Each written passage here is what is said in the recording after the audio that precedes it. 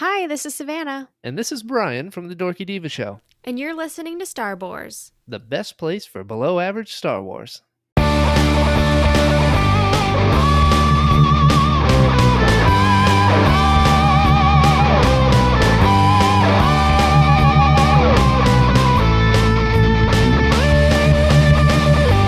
Welcome to Star Wars, the best place for below average Star Wars.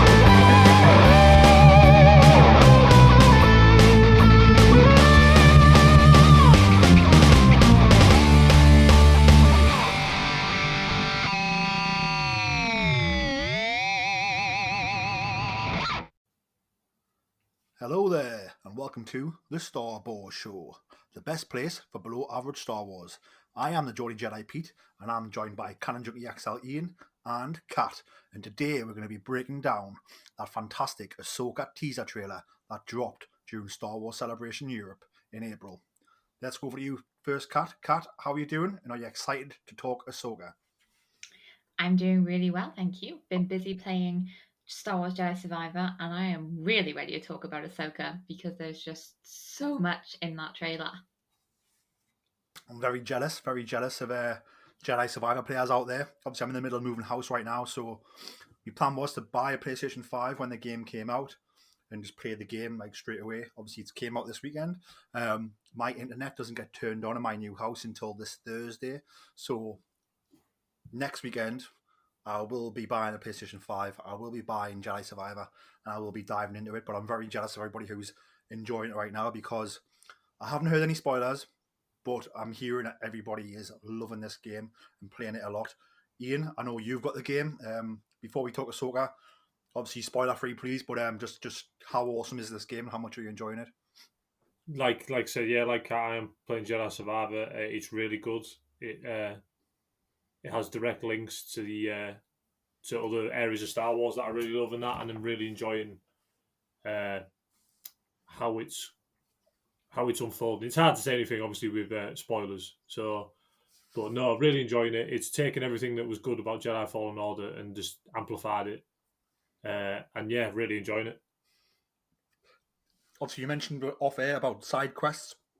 Is there a lot more side quests than there was in the first game in this one? Yeah, there is. There really is. There's a lot of side quests in this one, and they are quite interesting. Some of them are your standard go here, get that, but then some are quite interesting. This isn't really spoiled, but there's one where you have to recruit a fisherman for your bar, and he's delightful. He's a Scottish weird alien creature, and yeah, they are quite weird and fun. How many hours have you played so far, Iain? Oh god, it must be about 20 hours since Friday. Kat, how many hours are you on? I'm on about 18 hours, so just a little bit behind. Lovely. And nowhere near finished, would you say? Nowhere near for me. So it's a big, chunky game, a lovely story to play. Absolutely. The main storyline is so sweeping across multiple planets, some of which we visited in Jedi Fallen Order, some of which are completely brand new for Jedi Survivor, and some of which are just completely brand new for the canon. So the main storyline is just this gorgeous sweeping arc, and there are loads of side missions and quests you can be doing to make it even richer, even more interesting. It's got a lot of longevity, I would say, even after you've played the main story. I think you will want to come back to do the side missions. It's not like one of those games where doing the side missions is a chore. They are enjoyable. Well, I cannot wait to dive into this game. But let's get on track of what we're here to talk about. Obviously, the new series coming to Disney Plus, Ahsoka, ran by Dave Filoni. It's coming on in August. Obviously, there was the panel and the teaser trailer was revealed at Star Wars Celebration Europe, which we were all there for. I think we'll just run through the trailer from beginning to end and just deep dive in all the lovely talking points. I want to start off with you first, Iain. Obviously, we start off seeing like Ahsoka, like walking through sort of temple ruins. I got sort of Lothal vibes from this bit, or if not Lothal, then I don't know, to just remind us of sort of those scenes when They're in the Jedi Temple on Lothal in Star Wars Rebels. I don't know what your thoughts when we see Ahsoka sort of walking through the temple ruins, or what seems to be temple ruins. And then we also see her slice through the floor in a circular motion, very animation like, I might add. But yeah, what's your thoughts on the opening sequence? Yeah, the ancient ruins she's walking through do look very Jedi Force sensitive. So yeah, I would think that this is an old Jedi temple, potentially on Lothal or maybe somewhere else. Uh, and I believe that this will be the key to getting into the world between worlds, because that obviously later on in the trailer it appears that we might be going to the world between worlds. So yeah, that and like you said, the circular motion she does with the lightsaber, she does that in Clone Wars in the final episode, I believe, which is pretty cool. So yeah, no, really excited for what those ruins could be. Obviously, we see her fighting two HK droids later on in the trailer there. So yeah, no, a lot of things will happen when she goes to those ruins. Yeah, what reminded me of, that they say Star Wars is poetry, as George famously said, I think she did, slice through the floor to save her and Rex in Star Wars Clone Wars, in a very similar fashion. I think it harkens back to that deleted scene from Revenge of the Sith, where, we see Anakin and Obi-Wan cut through the floor and land in the fuel tank of the droid ship in that deleted scene from Star Wars Episode 3. Kat, were you getting Lothal Jedi Temple vibes from this beginning, or do you think it's somewhere else, or are you not sure? I do believe it may be associated with the Jedi, but I don't think it's on the file. When I was taking a look at the trailer and this particular opening sequence, what I noticed was, if you look closely, just before Ahsoka cuts through the floor, when she's in that circular courtyard, the image is black and white. Everything about that particular image is black and white, which makes me think it's actually the view from a security camera. So I think there's somebody there, even if it was a temple at one point, it's been repurposed by somebody else, and they're watching Ahsoka come into this place, which is why we see the HK droids later on. It's funny because, we've seen in Star Wars animation and in the books, the Empire sort of take over sacred sites and run them like military operations and archaeological digs. So I wonder if maybe this has been a place of interest for the Empire or another organization of some sort, where, they've been researching the area, been renovating it, been digging, and then they have these cameras set up, and then Ahsoka's turned up, and then they're watching. Yeah, so these HK droids, obviously I'm not quite familiar with them. They seem to me to be sort of very similar to the Magna Guard droids of General Grievous. Would you say that's a fair similarity to say, Ian, or could not be further different? The HK droids, we've seen them once before. They were in the Mandalorian episode, The Jedi, and they were the droids that fought Ahsoka with the Magistrate Morgan Elsbeth. Obviously, the HK droids as well are quite exciting because it goes back to HK-47 from the Old Republic, who was a great character in the Knights of the Old Republic. So yeah, I think they're classed as HK-87 droids. So I'm guessing they've had an update since the Knights of the Old Republic. But yeah, really exciting to see them again because I really liked them in Mandalorian Season 2. And the ones in Mandalorian Season 2 also had the 7th Fleet emblem on their shoulders, which obviously leads directly into Thrawn. So that could be potentially Thrawn sending these things, or another Captain Pelion or someone connected to the 7th Fleet. Kat, if your idea is right, and we are seeing Ahsoka via, a security camera, who do you think is watching? Sort of an individual or good guy, bad guy? What's your thoughts on who could be watching the area, watching Ahsoka? Well, as Ian just mentioned, the HK droids we last saw with Morgan Elsbeth. So I'm wondering if she's there, and this is the base she's retreated to since her last fight with Ahsoka, or if this is another pirate gang associated with Thrawn and the 7th Fleet. Whoever they are, they're definitely not a friend of the Jedi. I think so. And I think, we see Ahsoka at this location. We also sort of get a voiceover that, Ahsoka says that, darkness is coming. She can sense it. So maybe she's talking directly about who's watching her, maybe. maybe about the magistrate, about the seventh fleet, about Thrawn, or do you think it's something else, something more Force like, or do you think it is Thrawn? Yeah, I believe it's connected to Thrawn. I believe so. I think this is all building towards Thrawn, and we've obviously seen these droids in the service, like Kat said, of Morgan Elsbeth, and she's the one who, when we last saw, was the one who knew Thrawn was. Apparently, obviously, we didn't get the finish to that conversation in Ahsoka. Potentially, could this scene be before we see him in Mandalorian season 2? Potentially, maybe that's how they're going to go. I don't know about that. I don't know if what you guys think about that. I think that's a really great point. I think this series is going to span a few different time frames.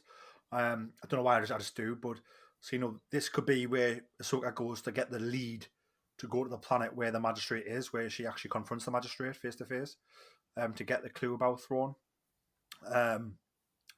So who knows? But it's very intriguing and very interesting. Speaking of timelines, we also see sort of the two X-wings in Ahsoka's ship turn up on Lothal, very similar to the ending of Star Wars Rebels. And we see her come to speak to Sabine. We see Sabine as well. We also see Hera and Chopper flying in a very eye-catching ship. If you have seen Star Wars Rebels, Ian, what were your thoughts on when we first saw Sabine and then Hera and Chopper sort of within a few seconds of each other? Firstly, that Natasha Bordeaux Lizzie looks amazing as Sabine. Like she really looks like the character. So that was hugely exciting. I can't believe we're getting all these Rebel characters in live action. That's hugely exciting. Obviously, seeing Hera as well, I thought she looked amazing. I think they've really nailed her look. And Chopper, who's been seen once before, he was in Rogue One. I always forget about that. He has been in Rogue One, Chopper. That's really good to see. The scene, obviously, where we see the Jedi diplomat ship, I think that's what it's known as, and the two X-wings flying. That's straight out of Star Wars Rebels. Lothal looks amazing. I really love that planet from Star Wars Rebels. Obviously, we spent a lot of time there in that series. That's where the majority of the show took place. So to see that is amazing. And also, I thought the Loth Cat looked really cool as well. That's obviously living with Sabine in Ezra's old room in that comms tower that's just outside Lothal. So yeah, hugely exciting. I also believe, like said, that this takes place prior to the Rebels epilogue because Sabine's hair is different and Ahsoka's obviously not in a white robe. So it'd be interesting to see how we get to that Rebels epilogue and where that fits in the series. Yeah, I mean, who's to say? Ahsoka's how much to pardon Lord of the Rings references, but Ahsoka, as she's got the grey cloak. It's very much Ahsoka the grey, and as we have seen at the end of Star Wars Rebels, it's Ahsoka the white, and obviously Dave Filoni is heavily influenced by Tolkien and by Lord of the Rings. If you just look at some of his sketches and just listen to him talk about it sometimes. Kat, what were your thoughts on sort of seeing these Rebels characters for the first time properly on screen in live action? It's so exciting and they look so good. I think the casting choices have been excellent for each of these characters. Mary Elizabeth Winstead for Hera, I think, is going to be a great choice. She looked like Hera in the trailer. The makeup artists have done a fantastic job at the Leku and Hera's green skin. That's not easy to achieve. So that just looked amazing. And Sabine, the hair, the armor. Although it's interesting because she's not actually wearing any of her armor in the trailer. So she's just in a casual like leather jacket and pants, which is very unusual for a Mandalorian. So it did make me wonder sort of what was going on there.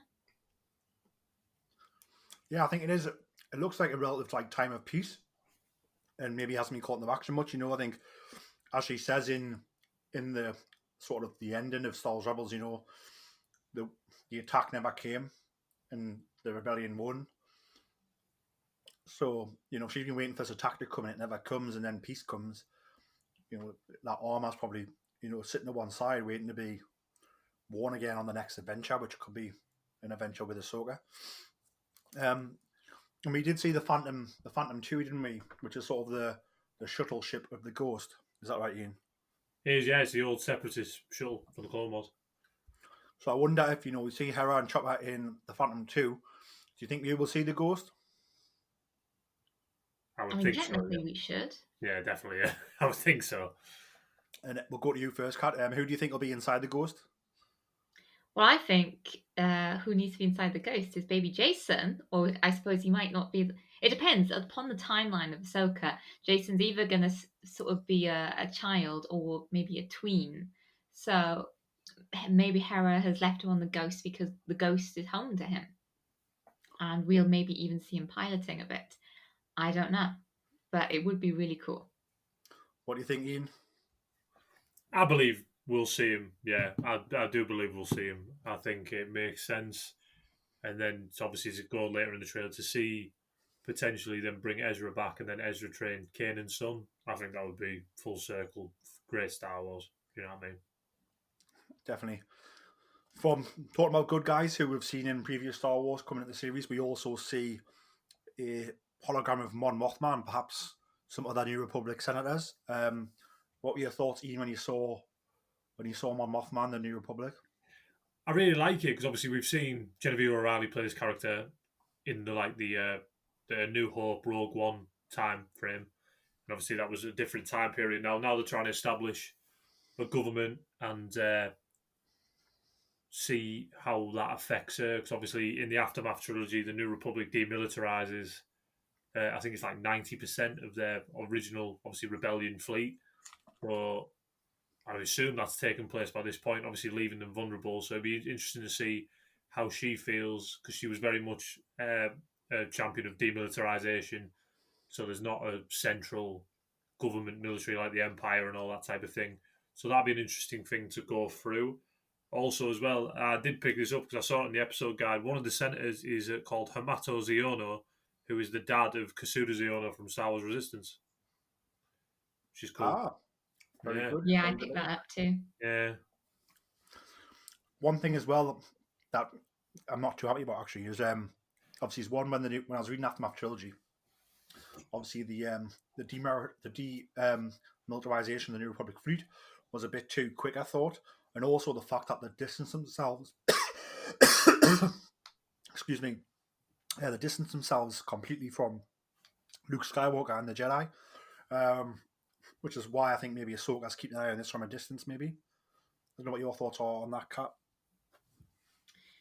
Yeah, with the setup of the New Republic and the signing of the peace treaty with the Empire, for people who have read the Aftermath trilogy, this is quite a known area. But for fans sort of watching Ahsoka and The Mandalorian, perhaps without reading those books, what happens after the fall of the Empire at Endor? It wasn't the fall of the Empire. There were multiple battles and remnants still out there. And when Mon Mothma has the remaining Imperials sign a treaty, what basically happens is they end up with a section of space where they can still be the Empire without the Emperor, just the Imperial fleet in charge of a section of space. And Mon Mothma basically just leaves them there. She's like, you go do your thing in this bit of unknown space. We don't care what you do. And then she demilitarizes everything.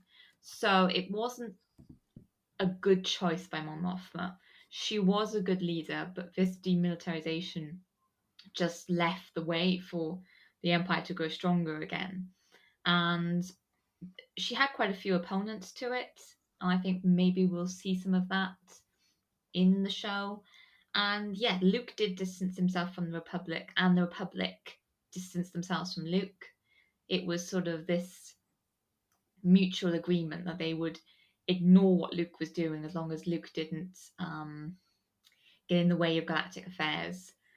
With the legacy of the Emperor and Darth Vader and the impact it had on the galaxy, I think the Republic were very wary of Force users. They don't really understand the difference between the light and dark sides of the Force. So if you wield a lightsaber, basically, you're sort of a potential threat. Which is why I think Ahsoka also keeps a low profile amongst the Republic.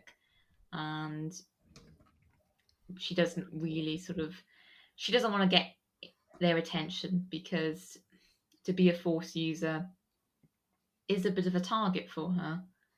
And I think the Jedi now are so used to hiding after the events of the Empire that it's just second nature now to her. So it would be nice if by the end of like Ahsoka we could see her being more confident to come out as this Force user, this benevolent Force user.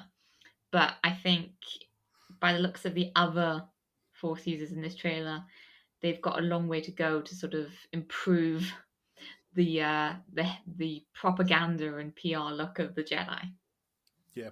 And before we move on to those Force users, I just want to say, New Republic, the Rebellion, Monmouth was fine when Luke Skywalker blew up the first Death Star. She was fine when Luke Skywalker's confronting the Emperor for everyone and putting himself at harm's way. But once the win wants nothing to do with him, and to me, it's always set a little bit sour with me. That's how they treat him. Going on to Force users, we see two orange wielding lightsaber Force users. They look particularly bad guyish, I would say, both a male and a female. Ian, do these guys have names? Do you know? They do. I looked it up before we came on. The guy is called Bale and Skull, and the young Darksider is called Shin Hati. And we see them both wielding orange lightsabers, and we also see both of them use the Force. So we do know that they are Force sensitive and can control the Force. Ian, what's your thoughts on what these guys are here for and where they've come from? The one thing that did make me laugh, I saw on Twitter someone called Bale and Skull Evil Santa. That did make me laugh. But besides from that, no, I believe that they have some sort of tie to Thrawn. Whether, obviously, in the old Legends days, you had Outbound Flight and you had Heir to the Empire, which is obviously Jorah Sabayoth. And obviously not Jorah Sabayoth, but potentially they could be the Darksiders that Thrawn uses, potentially. Maybe they were out with the Chiss. I'm not sure, but no, really intrigued by this. They're the two biggest, obviously, unknowns going in to this story. We know about Ahsoka looking for Ezra. We know about the Rebels crew helping her. We don't know anything about Bale and Skull and Shin Hati and their orange lightsabers, which I saw an interview with Dave Filoni. He said that's a deliberate choice because people asked him that. I said, are they meant to be that colour? He said, it's a deliberate choice to make them orange, to make them obviously not red. Obviously, red you make synonymous with the Sith. Obviously, Vader, Palpatine, Dooku, and all that. So potentially there's something new and something different from the Sith, but obviously still dark side users. Yeah, I think some of the things that we see in the trailers, we definitely see the male one fighting with Ahsoka, and we certainly see the female one warring with some New Republic officers, and then also looks like shooting, like involved in a firefight in a starship. Looks like it may be against Sabine or some of the Rebels crew. So they definitely looks like they're hunting down or certainly involved in what Ahsoka and the Rebels crew are trying to do. I don't know what your thoughts are on that, Kat. You think that maybe they've been sent to track down Ahsoka, to track down the Rebels crew and stop whatever it is that they're trying to do? It could well be that they are working for Thrawn, and Thrawn doesn't want them finding Ezra, so he's gotten these two dark side users. They're definitely not Sith. They don't have the eyes of a Sith, and again, those lightsabers are not fully bled, being orange, not red. So it could also maybe be some kind of like contingency the Emperor had. We know that the Emperor had plenty of contingency plans, and were these two dark side users who aren't Sith, so it's not breaking the Sith rule of two, some form of backup plan for the Emperor, that they would continue hunting down Jedi in his absence? I'm not sure. What I did notice was that Shin Hati has a Padawan braid. You can see it just before she takes on the New Republic officer. Very interesting. Very interesting. Yeah. So is she the Kat, you seen something Padawan else there? I think it cut out. or I don't know. Well, one thing I did notice, I think, is that there's obviously a little bit of dialogue, a new beginning for some means war, for others power. Seems to be coming from the male guy who's played by Ray Stevenson, I think. So I wonder if he's referring to like because the New Republic's taken over and the Empire's dead. For someone like Thrawn or some of the Imperial remnants, they could just go to all-out war against the New Republic, or they could just create their own power and their own threshold in unknown space. Maybe I don't know what you think he was referring to. What do you first, Kat? Then we'll go to Iain about thoughts on that line from him and what it means. Yeah, there's a lot of room here to debate because Thrawn, throughout the books and the comics, yes, he serves the Emperor, but he does it for the greater good of the Chiss Ascendancy. He was never really loyal to the Empire because he believed in the Emperor. He was loyal to the Empire because it ultimately helped the Chiss Ascendancy. So when I saw Thrawn in this trailer and Ahsoka referencing heir to the Empire, it did make me question which route they're going to go down, because you have Timothy Zahn's original Thrawn trilogy, which is now Legends. That's the Heir to the Empire trilogy, where Thrawn was a devoted officer of the Emperor. But in the current canon, Thrawn, the newer Thrawn trilogies, also by Zahn, Thrawn is revealed just to be doing it as a strategy. He's serving the Empire for the Chiss Ascendancy. So, dependent on which route they're going down with what his character could be, yes, he's either trying to bring back the Empire for the good of the Empire, or he's trying to set up something to help the Chiss Ascendancy. And that will be really interesting. Thrawn's characterization in this series is probably the thing I'm most interested about. Sorry, Ahsoka. No, it certainly it looms over the series, and Ahsoka's, the sole purpose of Ahsoka in the Mandalorian episode was, obviously Din Djarin was seeking out Ahsoka so Grogu would get trained on a Jedi. But what Ahsoka was doing was hunting down the magistrate, and her one question was, where is Thrawn? So Thrawn certainly is looming over all of this. And Ahsoka's concerned with Thrawn as well, it seems like. So, I mean, let's just go to that Thrawn line. Ahsoka says in this trailer, and we're going to go to you, Iain, for this one. She says, she mentions Thrawn's return as heir to the Empire. Sort of, what were your thoughts when you heard the line? What do you think it means? How excited were you? Just all of it. Well, that is a good thing. Obviously, I love Heir to the Empire, and when she actually says Heir to the Empire, I was like, no way, we are actually doing an Heir to the Empire canon version story of that. Like, that book pretty much launched the old expanded universe and obviously brought us Thrawn, who was just a different villain. Obviously, I didn't read it in 1991 when it came out because that's the year I was born. I have read it since, and it's just a different type of villain. Not your force. It proved that like force users, it doesn't have to be a force user to be a threat or a thing. It can just be a brilliant tactician mind who be basically brought the New Republic to his knees in Heir to the Empire.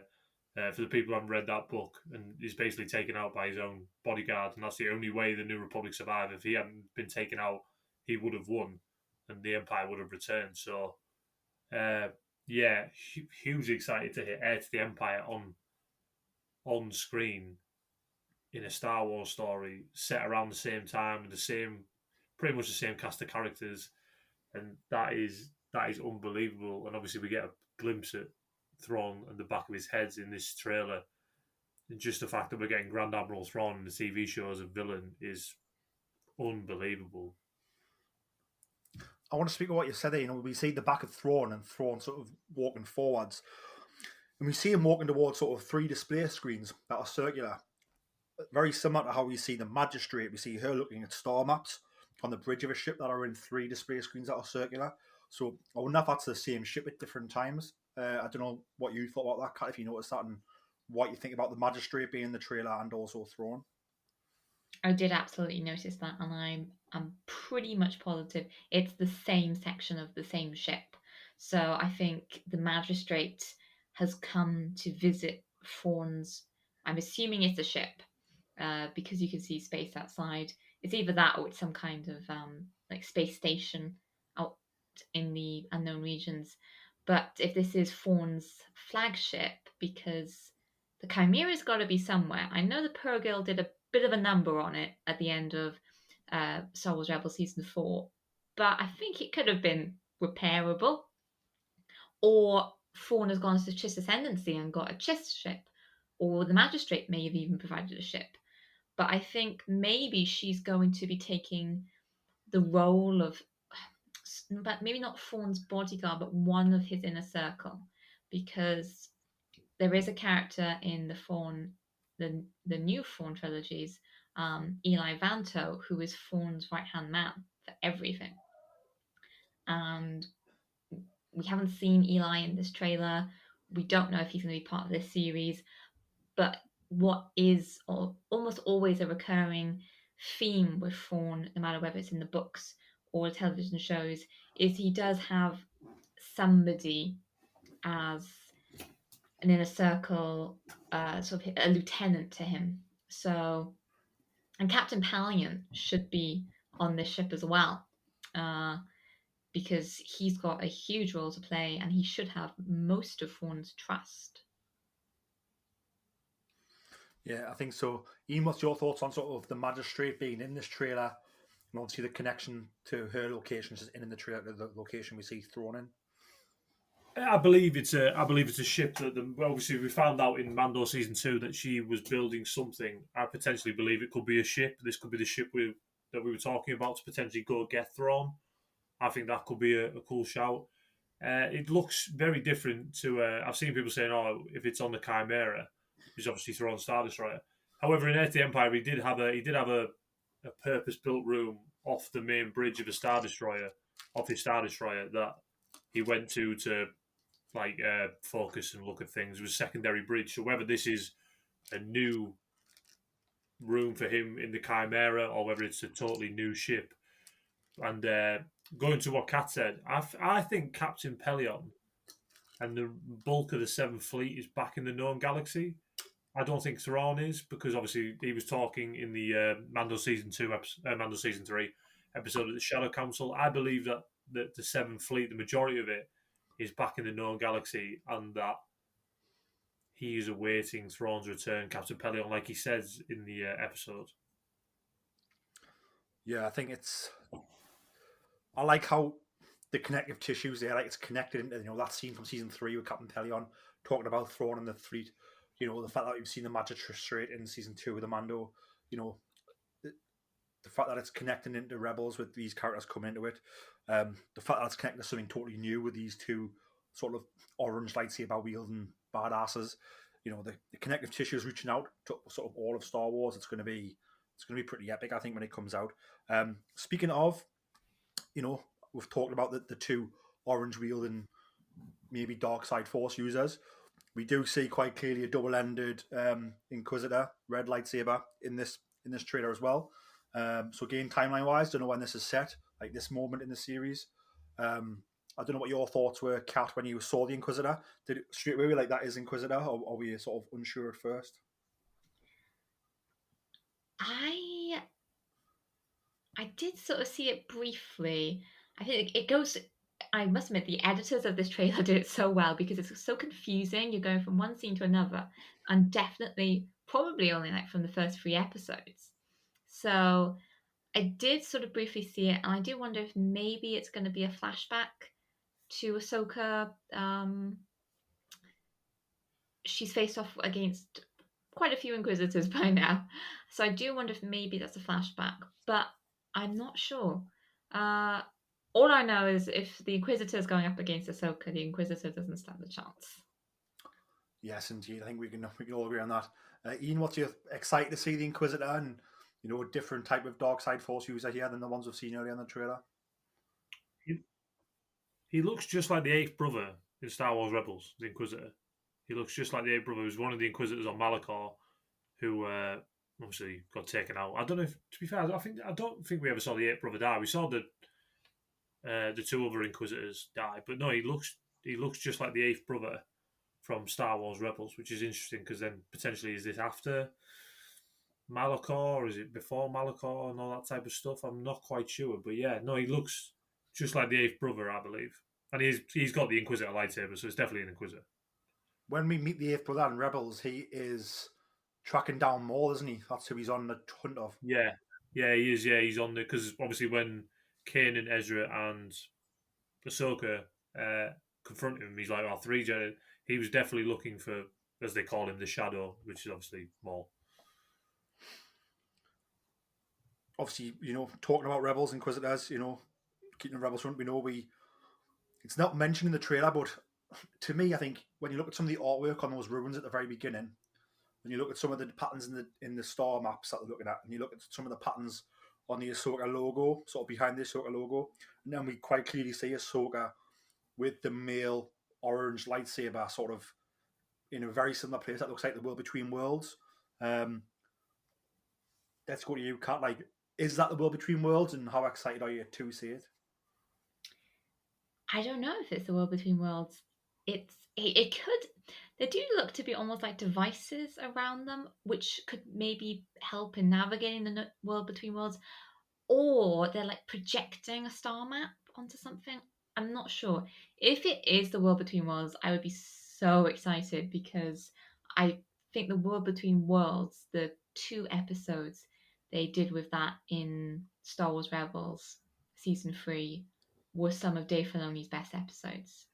Absolutely so original, so unique, completely changed the timeline for Star Wars. And it's an amazing concept, which was beautifully done in Rebels, beautifully animated. So I would be very excited if that came into live action. And it could bring things full circle if the only way perhaps to save Ezra is for Ahsoka to go through the World Between Worlds, just like Ezra came into the World Between Worlds to save Ahsoka. So it could be something like that. It's like poetry Or rhymes. Ahsoka's having to Could very stop. well be. Or Ahsoka's coming in to stop the Darksiders from accessing the World Between Worlds. Again, if it's like a contingency plan of the Emperor's, that was perhaps one of the ways he was thinking of coming back, is just, pull me out of a portal in the World Between Worlds. I don't know. Well, I've had this idea, and I think this idea is silly, okay? But I have had this thought, and after I thought that's silly. But I don't know how I had the thought, but obviously these two guy, the guy and the girl wielding the orange lightsabers, who I think are probably dark side people. Or what if they're like the World Between World police? In their jobs, That like would be go through really World Between interesting. Worlds, making sure people aren't like using it to ruin timelines and stuff. So they like the timekeepers from Loki. Yeah. So I think after I thought it, I think it's silly, but like I have had that thought, so I thought I'd just share it. So I don't know what you think about that, Kat, and then we'll go to Ian what he thinks about Peter's silly thought of the day. We'll call it. No, I think it's interesting because with Dave Filoni, he gets inspiration from absolutely everywhere. And it would be the exact kind of curveball Dave Filoni would throw at us. He'd make us think that they were villainous, but in the end, they're actually doing good of some kind. So I could completely believe it. Ian, what's your thoughts? Yeah, no, I like that idea. Yeah, it would be a swerve to obviously see them as heroic in the end. Yeah, no, it would be interesting. That would be an interesting thought. I just think the fact that they've made those lightsabers orange, so they're not Sith red, but they're not traditional Jedi color, so it's like in the middle, and like they seem to be wearing like like beige colors, so they're not wearing like dark colors or they're not wearing good colors, but then and they seem to be dressed like a bit like there's a bit of armor to them, almost like old knights. So I don't know, just something about it just screams like I don't know, some sort of I don't know. I don't really know, but I just know I've had that silly thought. But yeah, and I like what you're saying, Kat, about the equipment in the background. When I first saw it, my first thought was, yes, they're on the World Between Worlds, and like someone set up equipment as if they're trying to analyze or record stuff in the World Between Worlds, like as if they've got an archaeological dig inside the World Between Worlds. They're doing research on it. Was my first thought. But again, now you've said star maps being projected, could indeed be that. I suppose we'll find out in August. But yeah, I don't know what your thoughts were on that, Ian, about whether like it actually is the World Between Worlds or whether it is some sort of projection or trick. I think it could be the World Between Worlds. Like I said, we saw it in Star Wars Rebels. Obviously, it was basically space with all these weird, clear bridges across and all these portals to different timelines and weird stuff. Or potentially, like Kat said, it just could be a star map and they're trying to figure out a path into the unknown regions. I believe that could be also the thing. Yeah, I believe they're the two. There's got to be something along that. To be fair, when I first saw the equipment in the world or whatever it is, I thought it was just lighting equipment. I was like, but no, when looking closer, it is actually in the universe stuff. I thought it was just lighting equipment, which is weird. But no, no, I can't wait to see where this is gonna go. If you know what I mean. Yeah. And speaking of the World Between Worlds, as I've said, one character who we have seen use the World Between Worlds before is Ezra Bridger. He's never mentioned in the series. He's never mentioned in the trailer by name. We do see a hologram of him. Sort of Sabine has a hologram of him. I don't think it's like a live transmission. I think it's it's almost like a photograph. You know, if you know what I mean. Like it's a still image, a still hologram of Ezra that she's looking at. But obviously, pretty cool to see him, which knows that we're probably all hopefully going to get him in the show. Hopefully, I don't know what your thoughts on seeing that hologram were, Ian, and whether you share my thoughts on it being sort of a still image rather than a actual live transmission from Ezra somewhere in the galaxy. Yeah, I believe it's just an image of Ezra. Obviously, we see him; he's still in his Star Wars Rebels Season 3 clothing. So yeah, no, really excited to have our first look at live action Ezra Bridger. I believe obviously when we finally catch up with him in the show, I believe he will look different than when we last saw him in Star Wars Rebels. Years have gone by since he's been in the known galaxy. So yeah, no, I like you. I do believe it's just an image of Ezra. Obviously, on the trailer we have the voiceover when she talks about Jedi. She says there's not many Jedi left, and obviously we pan to Ezra. So the only known Jedi in the galaxy at this point that we know of is Luke, and then there's potentially Ezra Bridger, and that's it really. I would think, and obviously Ahsoka. So yeah, she is right. There's not that many left. So to bring Ezra back, I think could be a cool moment, and we don't know what happens to him. So potentially, could we see Ezra Bridger in a new Jedi Order film? I don't know. It's very much could be on the cards. Kat, what's your thoughts on Ezra Bridger and hopes for Ezra Bridger in the series? It's really poignant when Sabine is looking at that hollow image because it reminded me actually of the time Sabine gives Ezra the photo of his parents as a birthday gift, and Ezra sort of looks at that hollow image and has all these bittersweet memories, and I think that's what Sabine is now having. She's having these wonderful memories of the adventures that she was part of with Ezra, but then it's also tarnished by the fact that he is missing and they've got no way to contact him. So hopefully he will appear, but I think it would probably be most impactful if that was like the season finale. If the season finale was them finally finding Ezra. So I'm not actually convinced how much we'll see of Ezra in the show. Yeah, and obviously we're hoping to get a series 2, so that's like the cliffhanger to season 1. Then it means we know we're going to get more Ezra come season 2, hopefully. Just got a few more things that I want to talk about, then we'll open the floor to anything that's been missed. Obviously, at the beginning of the show, the Lucasfilm logo was sort of like a metallic red in colour. I don't know if anybody had any strange feelings looking at that. We'll go to you first, Ian, about the Lucasfilm logo being sort of metallic red. Foreshadowing, mate, for Thrawn. That's what that is. Yeah, I believe. Yeah, foreshadowing for Thrawn. Kat, red eyes. It could be foreshadowing for Thrawn's red eyes, but I would have thought they would have made it blue to properly foreshadow Thrawn. So I wonder if it's foreshadowing this darkness rising that Ahsoka mentions, and the Imperial remnants trying to rise again because the Empire's logo was red and black. I like that. No, that's a good idea. That's good as well. Now I'm talking about it. I wonder how red it actually is. Is there a chance it could be orange? No, it's definitely like a metallic blood red. Definitely, okay.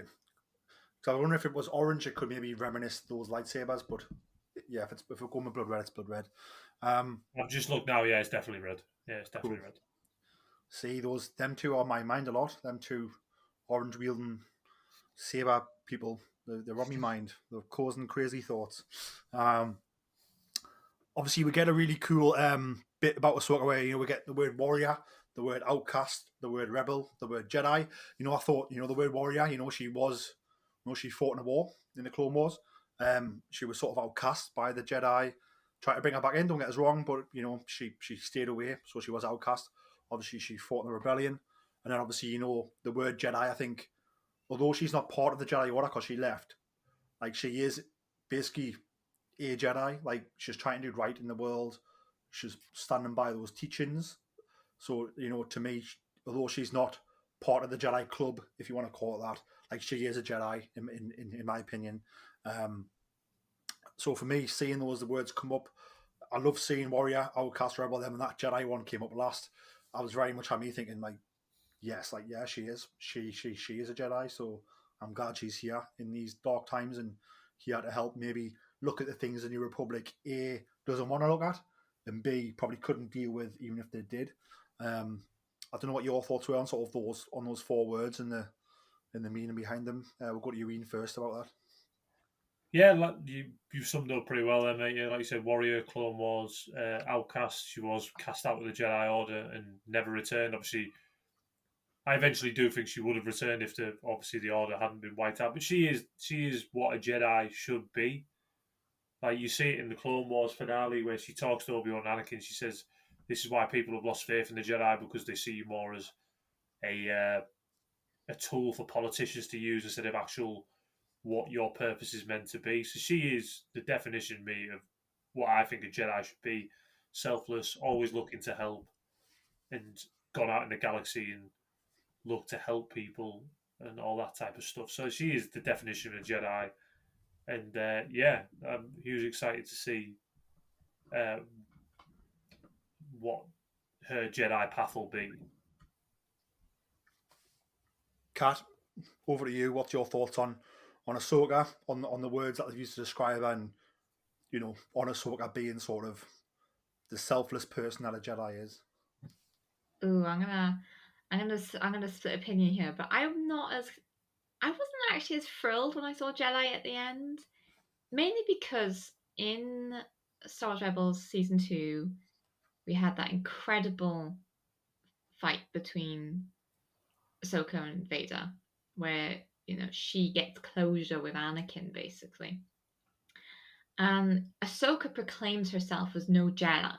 I am no Jedi. It's a massive moment, and I feel like seeing those words, it goes against what Ahsoka has basically stood for. She stands for the Jedi Code. She tries to uphold it, but she deliberately decided to walk away from the Order.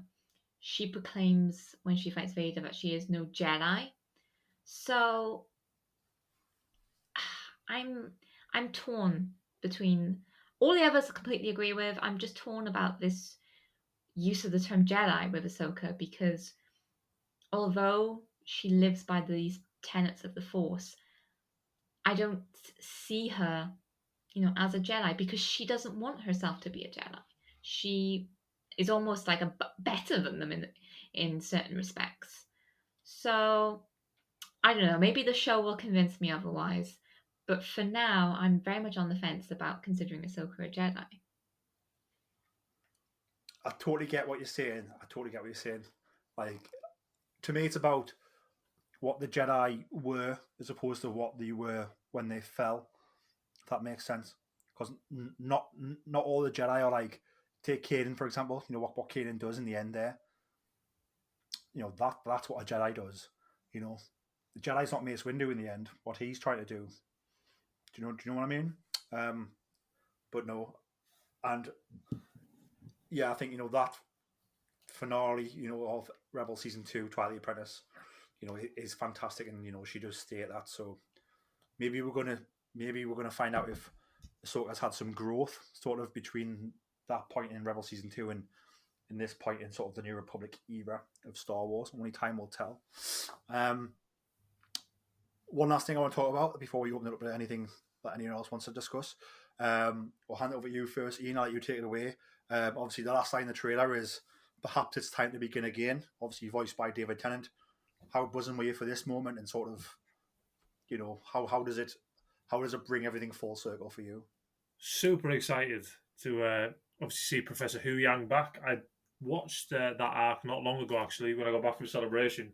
And yeah, it's a great character. For those who don't know, Professor Hu Yang used to go to Ilum with Jedi younglings and help them construct their lightsabers. He's basically has a record of every lightsaber ever created in the Jedi Order. I am super intrigued to find out where he's been, because you'd think, obviously, with the Jedi Purge, that the Empire would definitely not want him out in the galaxy. He's not one to strike me as someone who would hide his past and what that type of thing. So it is super intriguing to find out where he's been, or whether he's been with Ahsoka all this time. So yeah, no, super excited, and as well, David Tennant back as well to voice Professor Hu Yang in live action is really, really cool. And yeah, no, super excited to get Professor Hu Yang into live action. Didn't he have? Wasn't he part of Wasn't he on his own ship as well? Like the ship that takes the younglings to from Coruscant to Ilum. He was, yes. I can't remember what the ship was called, but yeah, no, he was. He was on his own ship. So whether the ship survived, yeah, maybe. Kat, what's your thoughts on obviously David Tennant returning to such a big connection to the Jedi in the Clone Wars? It's absolutely fantastic. Hu Yang was he was a funny yet really wise character in the Clone Wars, and he's also appeared in the High Republic. So it's a great linking of all these different eras of the Jedi, of the Force. And yeah, where has he been? How did he escape the Purge? Did Jocasta Nu send him with like a bunch of holocrons somewhere safe? That will be. I hope they do explain that somehow, because it's definitely like the biggest question I think most fans are going to have. For those who haven't seen the Clone Wars, obviously they're not going to even know who he is. So you're definitely going to have to explain that. And then for those of us who have seen the Clone Wars, we're trying to figure out how he survived all these years. For me, it's this is why Dave Filoni needed to be the only person to do this series, was because I don't think we would have got connective tissue as organic as that if it was run by somebody else. And obviously, I think Dave's the sole writer on the show as well. I think it's sort of perfect synergy and storytelling to sort of to bring this back like at this time.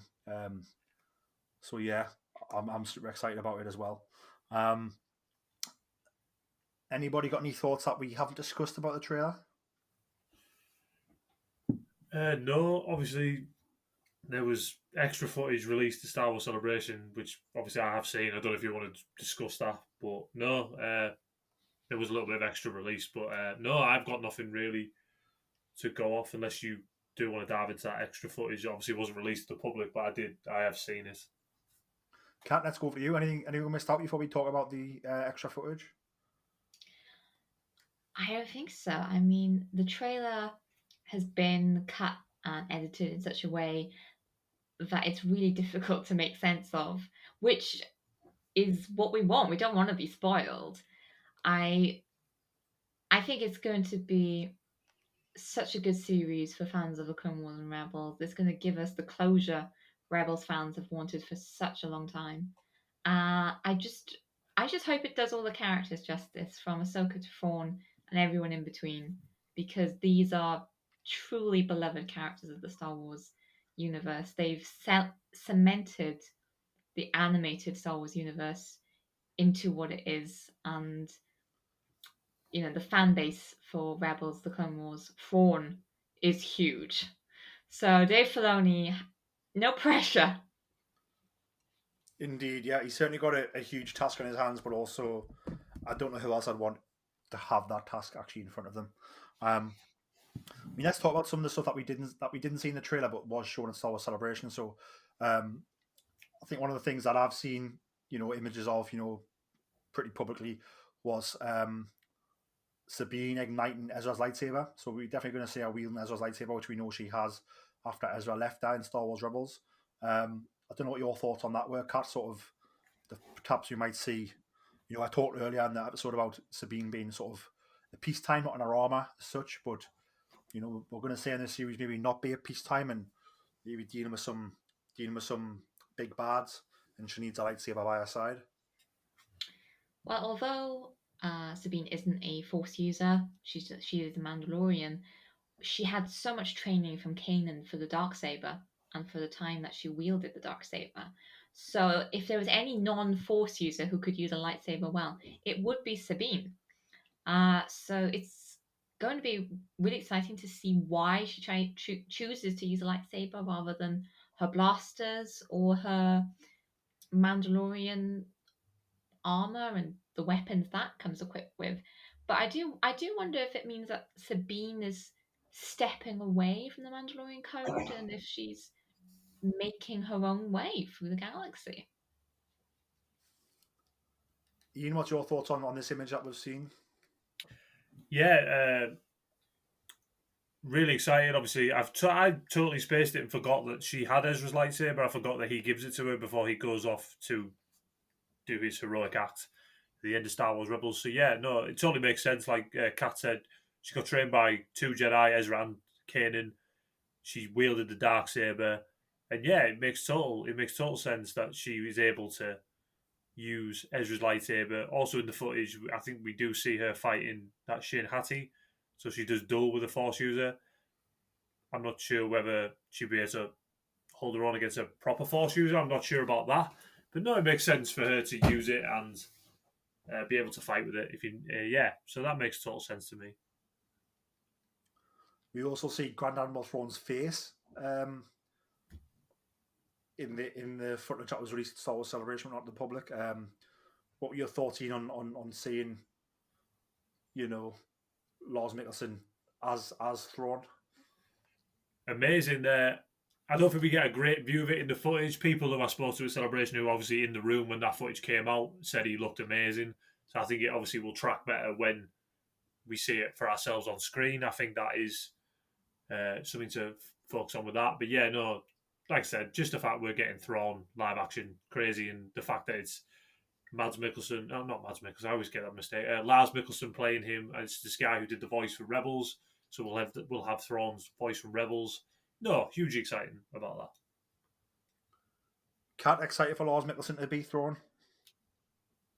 Absolutely. In Rebels, he did a fantastic job of capturing Thrawn's quiet, thoughtful presence. Thrawn carries a presence. Even he never has to raise his voice. He never has to get aggressive. He's just this presence, and he does everything through his mind.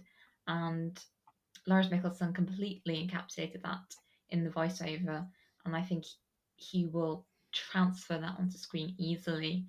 And I don't even mind if Thrawn looks more human in live action, because on the original Heir to the Empire trilogy by Jean, on the covers and even in the books, he's basically just described as a blue-skinned human. So I don't mind how he looks on live action. Ian, what other clips we're seeing that we haven't discussed? There was a really cool scene with Sabine on a speeder bike going down them lack of a better term, motorways that we saw in Star Wars Rebels on Low Fall, and she also, I saw this from another YouTuber, ducks underneath an E-wing, which is a ship from Star Wars Legends, which is really cool if they're going to bring E-wings into Star Wars canon. It would be a different ship. It would be something different, obviously, from an X-wing, Y-wing, A-wing. So yeah, if we see an E-wing, that would be really cool. And also, at the end, after we see the Ahsoka logo, we see Sabine and Ahsoka in the Jedi ship going past Purgle. We actually see Purgle in live action. They looked amazing. From the grainy footage I saw, they looked really cool. So yeah, no, hugely excited with that. Do you think when the Purgle is going to be Ahsoka and Sabine looking for Ezra, obviously following the Purgle to wherever the Purgle went? Yeah, I think the Purgle will tie into it. Obviously, we saw their shadow in Mando season 2 Mando season 3. I keep saying that. Mando season 3 when they're in hyperspace and Grogu obviously sees them on the backdrop of hyperspace. So yeah, I think they will have a role to play in finding Ezra. Obviously, they take Thrawn and Ezra off at the end of Rebels. So yeah, no, I am intrigued to see how they will work with the Purgle to get them to where they need to be. Yeah, no, hugely excited. Obviously, with the Purgle as well, I think it's widely believed that hyperspace technology is developed off the Purgle. So it'll be interesting to see if we see that in the James Mangold Dawn of the Jedi film. So yeah, no, hugely excited to see actual live action Purgle and what that could mean to finding Ezra. Kat, excited for the Space Whales? Absolutely. This is Dave Filoni we're talking about, and with Dave, the animals are always the heroes, even in the most unexpected ways. So the Purgle are undoubtedly going to have a really important part to play to the story, even if we don't realise it yet. They just like they were in Rebels. I loved in Rebels though that everyone said they were filler, and then they proved to be a massive part. Yeah, they were the filler that defeated Thrawn. Yeah. Yeah, absolutely. Filler, absolutely not. There is no such thing as a filler episode. No. You just have to be patient. You have to believe in Yoda's teachings and be patient. Even AP5 singing in Rebels, I'm sure will have some shattering consequences in the Ahsoka. Absolutely. I bet in Ahsoka he is doing karaoke in some kind of bar somewhere and making a fortune. That would be cool. Any closing thoughts from you, Ian, about the Ahsoka trailer and about what you're excited for the series coming in August? Just hugely excited to see. This is the first. Obviously, we've had Mando and Andor and that. This is the first one I think that's going to really get into the Force and the weirdness of the Force. And I think the show could be a bit more weirder in the better term. I don't mean that derogatory. I mean I like it when Star Wars goes a bit weird and not as black and white. So yeah, I think this could be a really interesting show, and hugely excited to see where we go, how it ends, how it goes, and where it leads to. Because we obviously know there is a film at the end of this road. So yeah, it is all building. Kat, what were your best thoughts about the teaser trailer and what you're hoping for from the series to wrap it up? Just excited for everything. And I think I'm probably most excited to explaining all these references to my mum because she hasn't seen Rebels, she hasn't seen the Clone Wars. So I'll be really interested to see her reactions to the series coming in as a person who doesn't have all this background knowledge. And I want to see how much like she enjoys it compared to me and whether that background knowledge is necessary or not. What I'm excited about is this is just the teaser trailer, so we're probably going to get one more trailer at least before the show comes out, like a full trailer. So this teaser trailer was already jam packed. So I wonder how tasty an actual full trailer is going to be. So I'm very excited for when that drops. Quick question for both of you. So go to you first, Ian. Obviously, Ashley Eckstein, the voice of Ahsoka. Do you think we'll see her in any sort of cameo in the series? Yeah, I believe so. Obviously, we got Matt Lanter in The Mandalorian. He played the New Republic, like prison ship guard. So yeah, I believe Ashley will show up in the show. It's just maybe a New Republic or something like that. I think that'd be a really cool moment. She obviously launched Ahsoka in the animation space, and obviously Rosario's doing it live action. And I do like seeing how much they appear to get along. And yeah, Rosario, I must believe, has worked closely with Ashley to get the character down. And yeah, I think it'd be a really cool moment if we saw Ashley on screen as a character in the show. I think that'd be a really cool moment. Kat, same question. Do you think we'll see Ashley Eckstein in the show in any way or form? It would be really nice if we did, and it would be really nice if Ashley's character could have like a quick interaction with Ahsoka. Yeah, I think we will see it, so I'm looking forward to that. Yeah, that brings an end to sort of what we're talking about with Ahsoka. Obviously, you can't wait for it to come to Disney Plus in August. Ian, as we wrap things up, where can people find you on social media? I'm on Twitter and Instagram at The Mandalorian. Obviously, it's just an extra I, so I like that one. Yeah, so that's where you can find me. And Kat, where can the wonderful people find you on social media? You can find me at Kat Kylo on Twitter, where I'm always happy to talk Star Wars, Lego, and anything Kylo Ren. A big miss this week, Mr. Jason Hondo Ling. You can find him on Twitter at Hondo Ling. This episode's dedicated to you, Jace. We'll catch you next time. You can find me on Twitter and Instagram at Geordie Jedi Pete. You can find the podcast on Twitter at Boars Star. You can find the podcast on Facebook, Instagram, and TikTok at Star Wars Podcast. So check us out on all those links. We will have a Patreon coming soon, so stay tuned to all the extra things you can get from our Patreon, which will be launching before the end of May, hopefully, fingers crossed. Obviously, if you listen to the podcast on Spotify, Apple Podcasts, please contemplate just leaving us a top review. Only takes you a couple of moments, makes all of us smile a lot, and helps other people find the podcast as well. If you're listening on a different type of podcast provider like Podchaser, that type of thing, again, just contemplate leaving us a top review on those. Again, just makes us smile a lot and helps people find the show. That is all from all of us. May the force be with you all, and remember, always tell that to Kanja Club. Hello, Star Wars listeners. This is Savannah Odit. You might know me as host of The Dorky Diva Show with my co-host Brian Balance. I am also producer of The Adventures of the Zolan Dart, which is a Star Wars-inspired audio drama that we produced over the last year.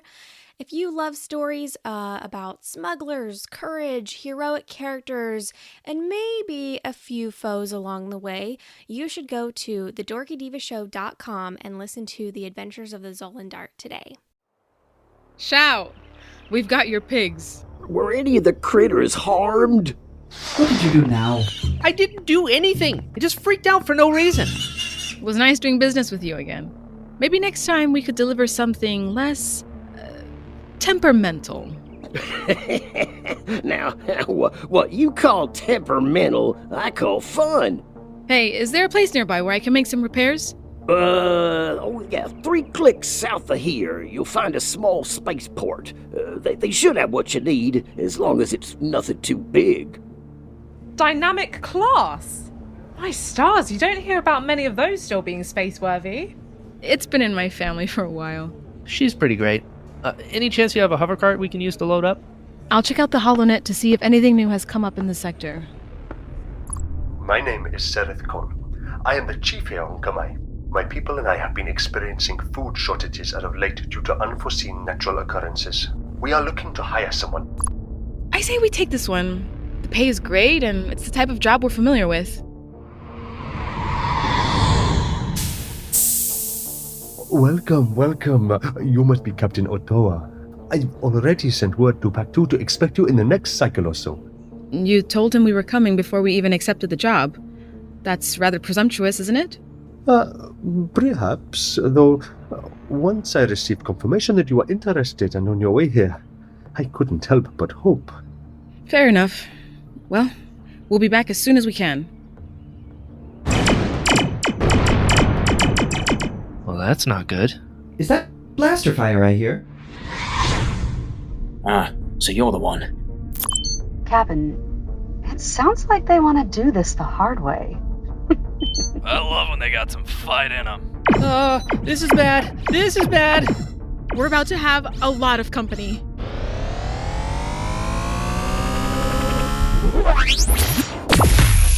I'll see you soon.